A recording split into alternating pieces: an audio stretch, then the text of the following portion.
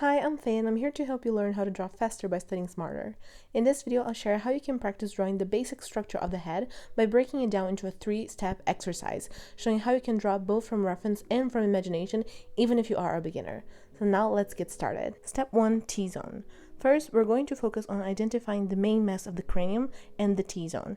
To make this easier, I recommend drawing on top of references so you really become able to identify where the ball for the cranium is and which direction the head is facing. Then you can move on to drawing just from reference. The T-zone is the line for the eyebrow and the line for the middle of the nose. Drawing the basic structure of the face is hard enough as it is, so it's really important to start with something simple.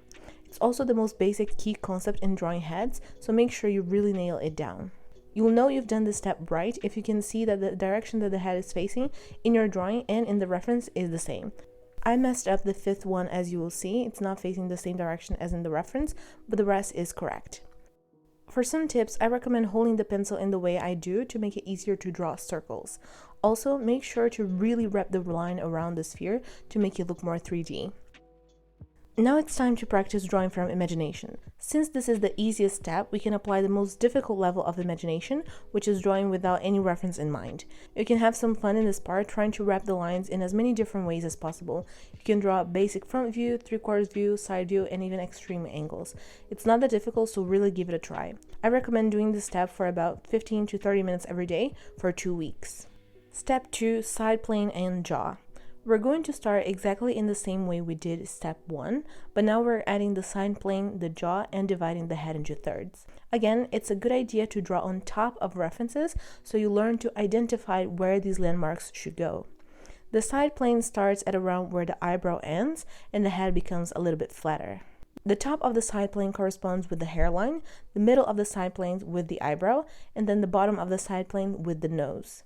Then add another line for the jaw that has the same distance between hairline to eyebrow or eyebrow to nose. The sides of the jaw come from around the middle of the side plane, as you can see. You should also extend the middle line of the nose, but a bit straighter, as this will indicate the middle of the mouth and middle of the chin. Remember though that this is all a general guide.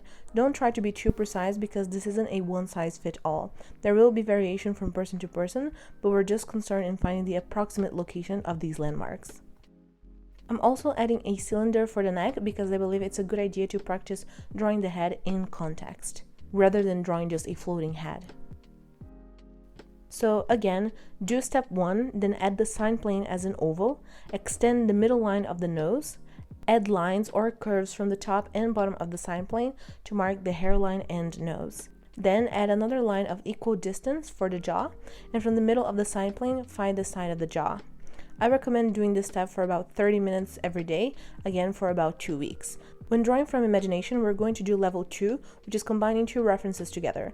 You can do it by looking at the reference, which is a little bit easier, but then I recommend trying to work on combining the 2 references by just recalling what you drew, so without looking at the original. In the first drawing, I tried taking the head from the second reference, though I sort of mirrored the direction that the head is facing, and tried to combine it with the neck in the third reference. But in the second drawing, I'm taking inspiration from both the third reference and the first one. So I'm drawing a head facing the side like in the third reference, but with the smoother neck like in the first reference. Step 3, basic proportions. Again, we're going to do step 1, then add the things we saw in step 2, but now we'll start to indicate the general placement of the features. We'll see the features with more care in a future video, but for now, this is enough to get acquainted with where the features should go in the face. So we'll just use a sphere for each eye, a line for the bottom of the nose, and another line for the middle of the mouth. The wings of the nose go as far as the inner corner of the eyes. The sphere for the eye should be about the same width as the nose. The mouth is seated midway between the nose and the jaw, and its corners go as far as around the middle of the eyes. For the ear, the top goes as far as the line for the eyebrow, and the bottom of the ear corresponds with the line for the nose. Again, this is all a general guide. There will be variations from person to person, so don't worry about finding the exact location for that reference. I just want you to find the general and approximate location for these features. For this step, I recommend dedicating between 30 minutes to an hour, as it is the most difficult. But remember that these steps aren't linear, they're cyclical. So cycle through these steps multiple times because step 1 will become easier after you've done step 3. So the more cycles you do, the easier it becomes. Do step 1, 2, and 3, then 1, 2, and 3 again for the whole 2 weeks you've set aside to study the basic structure. After you do the exercises, you can submit your drawings to receive feedback by either DMing me on my Instagram at EvonyArt or filling the form that will be available in the description. Also, if you'd like to see more drawing tutorials, please consider liking, subscribing, all that good stuff. Now, since this is the most difficult step, we're going to do level 1 imagination, which is trying to recall something you just drew. So I first observe my reference and draw on air on top of the reference to sort of get my hand used to the motion. And then I'm ready to try to recall it. If this is still too difficult, you can take a few peeks at the original drawing, but try working towards not having to look at it. After I'm done, I look at the original drawing to see if I did it right. And I try to correct it if I find anything was amiss. I wrote down that it looks okay enough, but if yours doesn't look good, I recommend trying to analyze and writing down what you think is wrong and why.